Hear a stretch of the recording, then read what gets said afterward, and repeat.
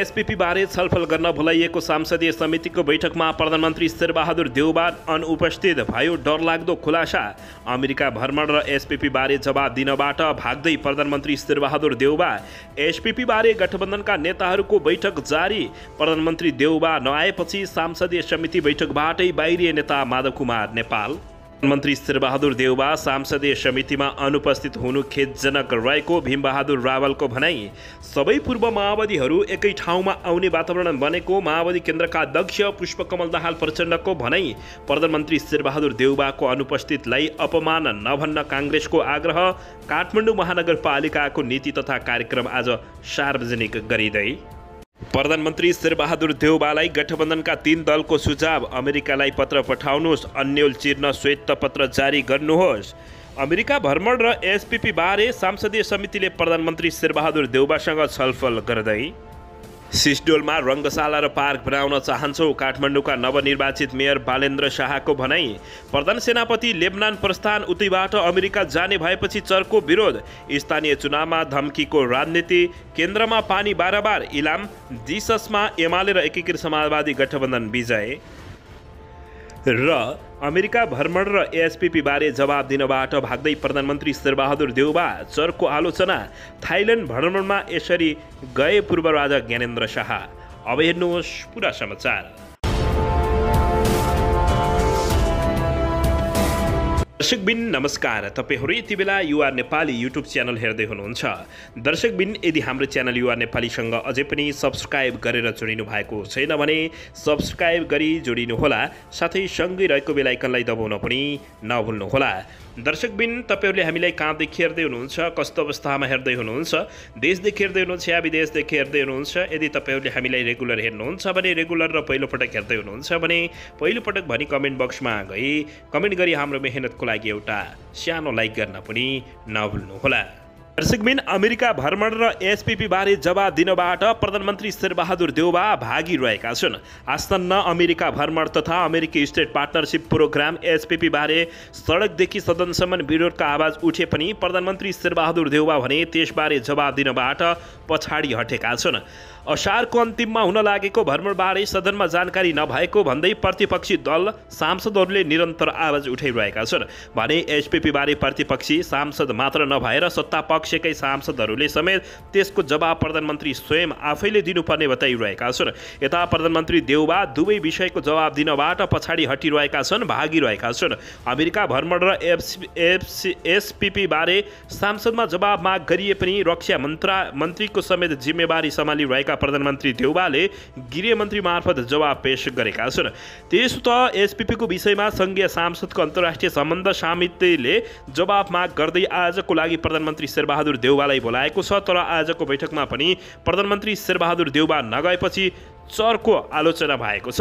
प्रधानमन्त्री कार्यालयले प्रधानमन्त्री व्यस्त भएको बताउँदै समितिमा नजाने जानकारी गराएपछि नेताहरूले चर्को आलोचना गरेका छन्। यसैबीच नेकपा एमालेका नेता भीम रावलले मुलुकको सुरक्षामा प्रत्यक्ष सरोकार राख्ने संवेदनशील विषयमा छलफल गर्न संसदीय समितिमा प्रधानमन्त्री शेरबहादुर देउबा अनुपस्थित हुनु खेदजनक भएको बताएका छन्। आइतबार प्रतिनिधि सभा अन्तर्गत अन्तर्राष्ट्रिय सम्बन्ध समिति बैठकमा बोल्दै नेता भीम रावलले सांसदप्रति प्रधानमन्त्री उत्तरदायी नभएको भन्दै आपत्ति जनाएका छन्।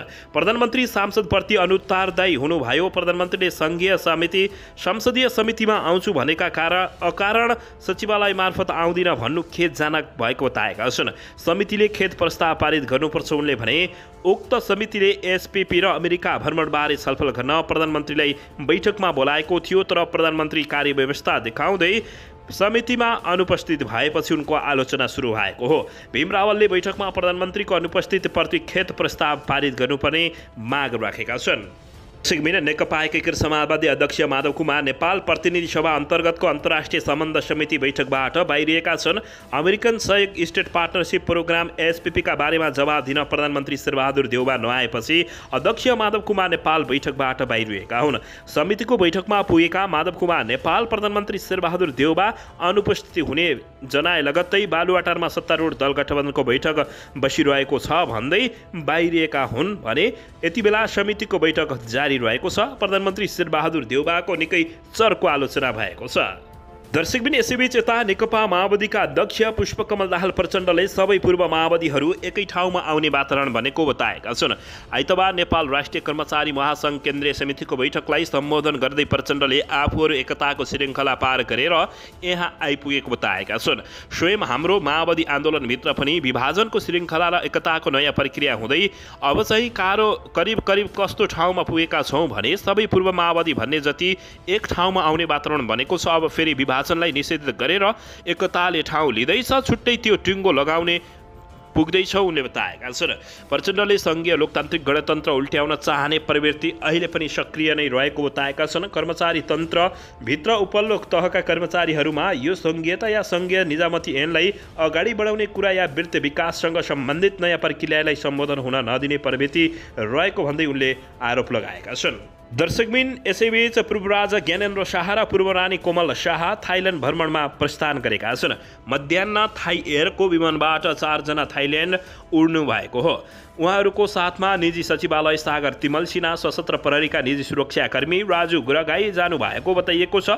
करिब 3 साता लामो बसाइ भ्रमण सिलसिलामा थाइल्यान्ड जानुभएको हो।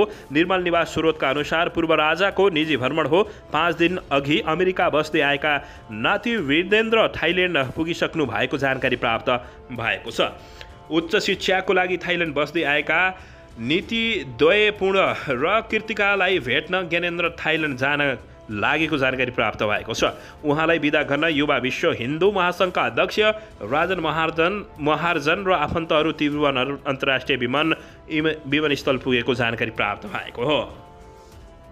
दर्शकबिन काठमाडौँ महानगरपालिकाका मेयर बालेन शाहले सिसडोलमा रङ्गशाला र पार्क बनाउन आफूहरूले चाहेको बताएका छन्। आज बिहान एन्फाका पङ्कज विक्रम नेवाङसँगको भेटमा उनले सिसडोलको फोहोर व्यवस्थापन गरी त्यहाँ रङ्गशाला र पार्क बनाउन चाहना भएको बताएका छन्। उनले लिग खेल्ने काठमाडौँमा क्लबहरूमा बाहिरका खेलाडीहरूको वर्चस्व रहेको स्थानीय खेलाडी टिम बनाउन लागि र त्यसका लागि रङ्गशाला पनि आवश्यक पर्ने बताएका थिए।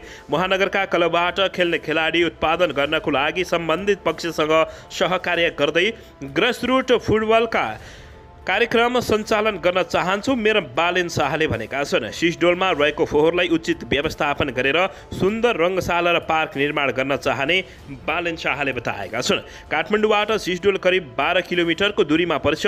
महानगरभित्रका ए डिभिजन क्लबलाई महानगरले वार्षिक 10 लाख दिने गरेको छ भने नेपाली फुटबलको विकास विस्तार र कार्यक्रमबारे मेयर बालेन शाहले सहकार्य गर्न तयार रहेको एन्फामा वरिष्ठ उपाध्यक्ष रहेका नेमाङले बताएका छन्। हामी महानगरमा फुटबलको विकास र कार्यक्रममा सञ्चालन गर्न सहकार्य गर्न तयार छौँ। सुशासन, आर्थिक पारदर्शिता, विकेन्द्रीकरणलाई व्यवहारमा लागू गर्दै नेपाली फुटबललाई अगाडि बढाउन चाहन्छौँ उनले बताएका छन्।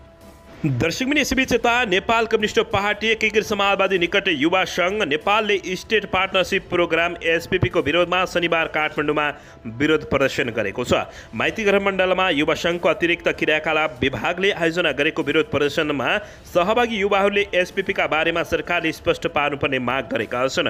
सहभागीहरूले एसपीपी अस्वीकार गर, आन्तरिक मामिलामा हस्तक्षेप नगर, एसपीपी चाहिँदैन, देश बेच्न पाइँदैन लगायतका नाराहरूका प्लेकार्डमा प्रदर्शन गरेका थिए। विरोध प्रदर्शनपछि आयोजित कोण सभाका वक्ताहरूले एसपीपीका विषयमा विभिन्न व्यक्ति तथा सङ्घ संस्था जोडिएको र थप अन्यल सिर्जना गरिएकोले यस विषयमा सरकार गम्भीर हुनुपर्ने बताएका थिए।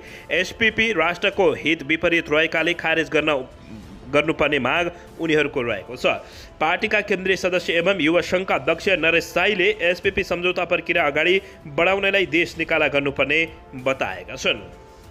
दर्शकबिन यसैबीच यता प्रधानमन्त्री शेरबहादुर देउवालाई गठबन्धनका 3 दलले सुझाव दिँदै अमेरिकालाई पत्र पठाउनुहोस्, अन्यल चिन्ह श्वेतपत्र जारी गर्नुहोस् भन्दै अभिव्यक्ति दिएका छन्।